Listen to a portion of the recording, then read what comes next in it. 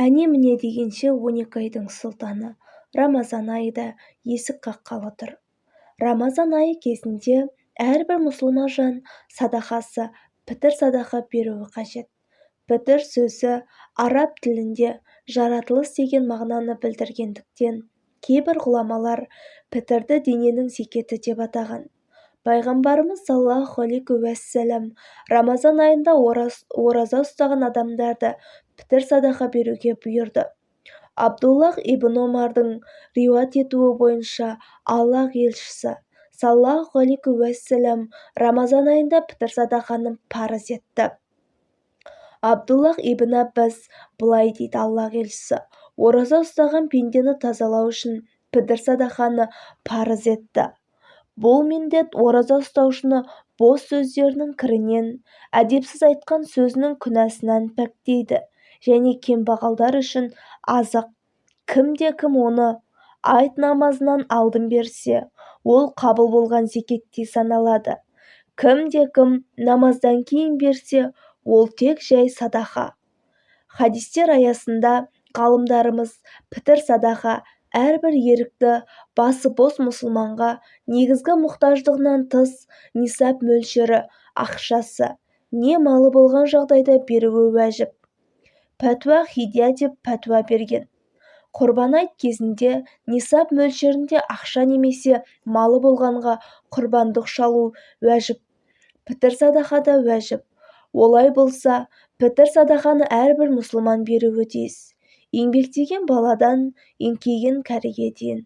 Хазіретті пайғамбарымыз саллаллаху алейхи уәссәләм Рамазан айының бір құтбасында былай дейді: үлкен кіші, әрбір ерікті және әрбір құл бидайдан жарты сақ, 1,667 килограмм, немесе құрма, яки арпадан 1 сақ, 3,334 килограмм беріңдер. Пітір садақа шариғат бойынша 4 нәрседен беріледі: бидай, арпа, құрма және мейіз.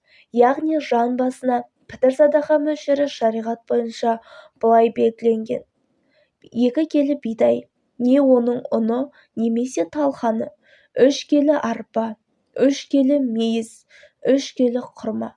Имам Әбу Ханифа және оның 2 шәкірт имам Әбу Юсуф пен имам Мұхаммедтің пәтуалары осы негізде.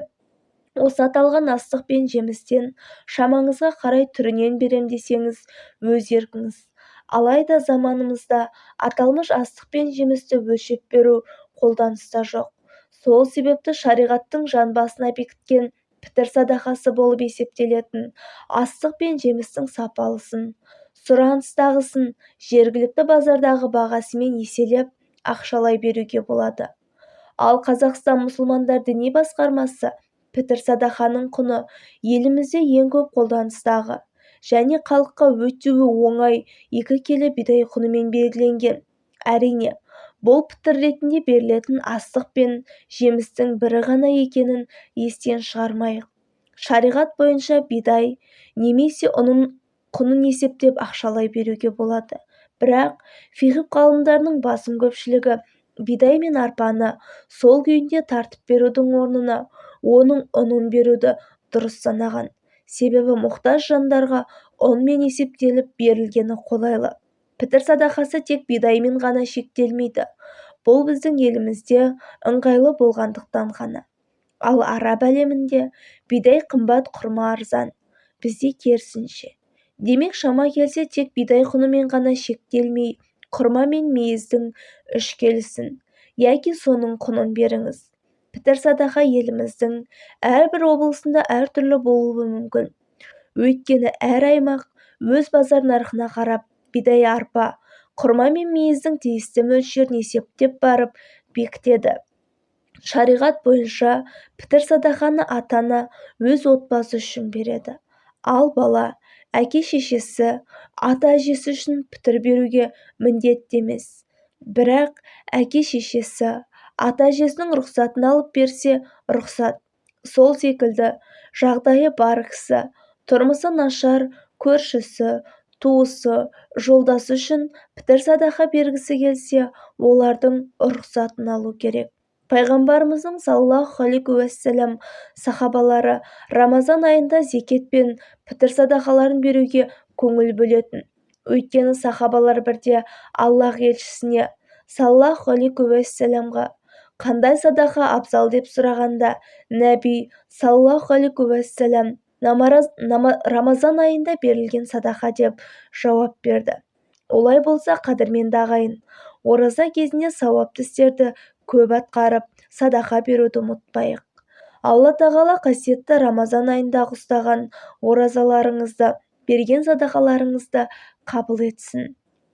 Пайғамбарымыз саллаллаху алейхи уәссәлам садақа Раббының ашуын басып, беймезгіл өлімді қашырады дейді. Құран кәрімде істеген жақсылықтарыңның жемісін Алланың қасында табасыңдар делінген. Иә, шынында да пітір садақа әрбір отбасыдағы жан басына берілетін садақа. Яғни пітір садақаны кімге берген дұрыс? Мүмкіндігінше өз жақын туыстарыңыздың арасында жағдайы төмен отбасыға берген, ол өте сауабы мол деп атам үнемі айтып отыратын. Назарларыңызға рахмет. Ұстаған оразаларыңыз қабыл болсын. Тілеген дұға тілектеріңіз Алланың құлағына шалынып, оразадан оразаға жете беріңіздер. Назарларыңызға рахмет.